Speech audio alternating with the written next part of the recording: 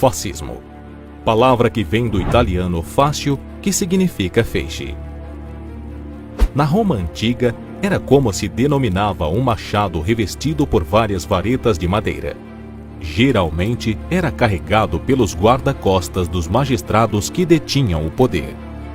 Seu simbolismo era basicamente demonstrar que uma única varinha se rompe fácil, porém várias unidas se tornam muito mais resistentes, ou seja, o povo unido é mais forte.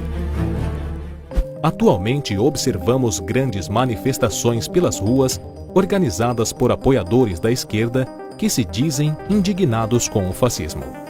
Porém, seria o fascismo uma ideologia de direita ou de esquerda? Se não nos aprofundarmos na história, dificilmente entenderemos a raiz do fascismo. Isso porque, para os seguidores da esquerda, não é interessante expor esta criação obscura. Mas, sim, o fascismo é um movimento oriundo da esquerda. O idealizador do fascismo foi Giovanni Gentili, nascido em 1875 na Itália. Gentili foi filósofo, político e educador. Ele defendia a existência de dois tipos de democracia. Uma baseada na liberdade e individualismo e outra que orientava a todos se submeterem totalmente ao Estado.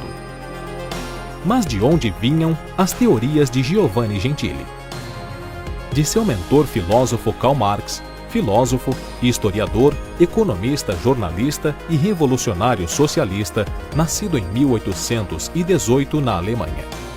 O desejo de Gentili era formar uma comunidade semelhante a uma família, levando a ideia do todos juntos, ou seja, a mesma condição de vida para todos. Um socialista de esquerda comprometido que buscava unir para convencer e limitar o povo com relação à sua condição de vida. Uma ideia antiga, mas usada até os dias atuais por partidos da esquerda para ganhar admiradores. É mais comum encontrar a história do fascismo sendo contada a partir do ano de 1910, quando houve uma discussão interna no movimento socialista italiano, movimento visto como oportuno por Benito Mussolini para se apossar da simbologia do Fátio e criar o Partido Fatti d'Azione Rivoluzionaria em 1914. Em 1919, houve a primeira publicação do Manifesto Fascista, um dos primeiros expoentes do movimento. Foi aí que Mussolini mudou o nome do partido e o oficializou como Partido Nacional Fascista em 1922.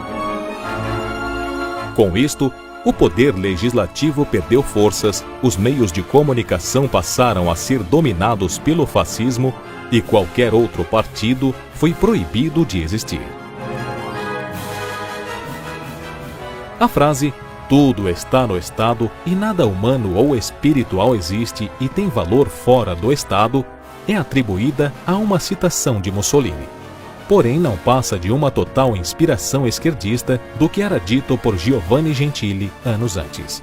No final da Segunda Guerra Mundial, Mussolini foi fuzilado por guerrilheiros que se opunham ao seu governo. Façamos uma análise. Querer promover um líder que tenha o total poder, controlar a mídia a seu favor, usar de violência em manifestações sangrentas, na luta pela aprovação de suas ideologias. Se essas são características fascistas, quem são aquelas pessoas que nos últimos dias estão se aglomerando em massa pelas vias do país, enfrentando a segurança pública, quebrando e ateando fogo em objetos, querendo tirar um candidato que foi eleito democraticamente, se utilizando da mídia para tentar controlar a opinião pública, gritando em alta voz e estampando em suas camisas: em defesa da democracia, somos antifascistas. É nítido que muitas pessoas lutam por uma causa que sequer sabem do que se trata e fazem questão de se unirem nas ruas, proclamando mensagens de ódio pelo simples fato de não admitirem que o poder saiu de suas mãos.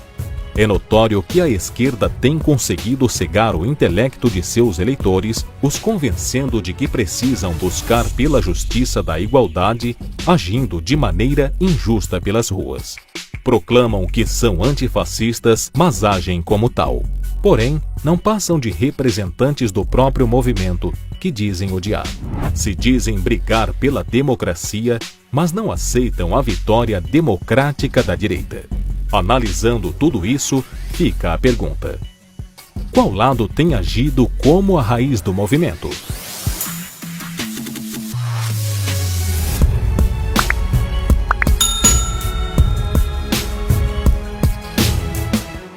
Pensa Brasil.